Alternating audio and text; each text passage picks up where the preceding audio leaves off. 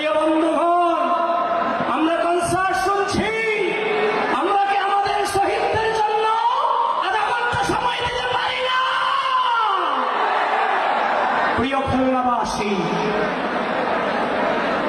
এই বিপ্লব রক্তস্নাত বিপ্লব, এই বিপ্লব কারো একক করা বিপ্লব নয়। এই বিপ্লব সর্বসাধারণ আপামর জনতার বিপ্লব। এই পৃথিবীতে কোনো গণ অভ্যুত্থান পরিকল্পনা করে হয় না। এই পৃথিবীতে যত গণ অভ্যুত্থান হয়েছে, সকল গণ অভ্যুত্থান ইনফ্লুয়েন্স তথা প্রভাবিত করণের মধ্য দিয়ে হয়েছে। এই গণ অভ্যুত্থান অসংখ্য উত্থান পতন ছিল।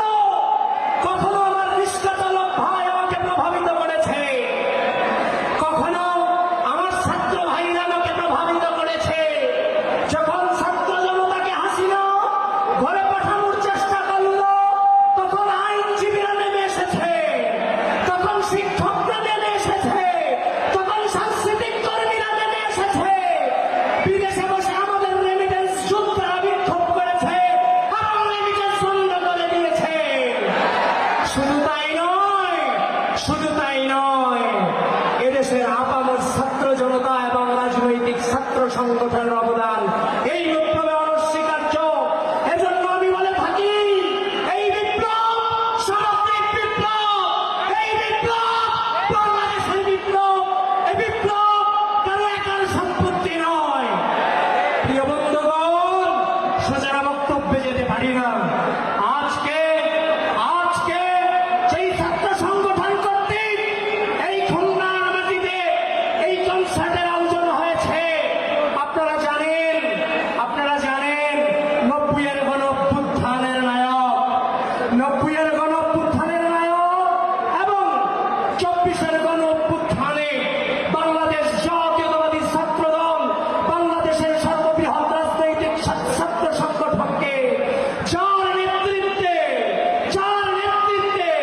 এই ছাত্র সংগঠনের প্রত্যেকটা নেতাকর্মী জীবন দিয়ে বিপ্লবকে সফল করেছে এবং 150-এর অধিক নেতাকর্মী জীবন বিলিয়ে দিয়েছে।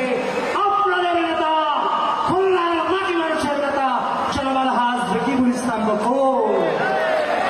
প্রিয় বন্ধুগণ, আমি তো সোজা বক্তব্যে যেতে পারি না। প্রিয় বন্ধুগণ, আমি বক্তব্য শেষ করব, কিন্তু স্পষ্ট ভাষায় আধিপত্যবাদী শক্তিকে জানিয়ে দিতে চাই, আমরা পড়ার টেবিলে ছিলাম এবং রাজপথ দখল করেছি, হাসিনাকে ছেটিয়ে বিদায় করেছি, আবার পড়ার টেবিলে ফিরে যাচ্ছি। যদি আবারও এই রাষ্ট্রের বিরুদ্ধে কোন ষড়যন্ত্র হয়, আবারও লাঠি হাতে রাজপথে জীবন দেওয়ার জন্য আমরা প্রস্তুত আছি। প্রিয় খুলনাবাসী, 24-এর চেতনা, এই 24-এর চেতনা অপশাসন, স্বৈরশাসন এবং মানুষের মুখ চেপে ধরার বিরুদ্ধে দীর্ঘ অপসহীন সংগ্রাম। এই চেতনাকে অক্ষুণ্ণ রাখতে হবে। মা মাটি স্বাধীনতার পক্ষে, আধিপত্যবাদের বিরুদ্ধে এই নাগরিক মানুষদের বিজয় চিরকাল নিশ্চিত ছিল, ভবিষ্যতেও থাকবে। শেষ কথা বলে যাই, খুলনার ছাত্র সমাজ, যুব সমাজ, আম জনতা মনে রাখবেন, শোষণ, হিংসা ও প্রতিশোধের রাজনীতি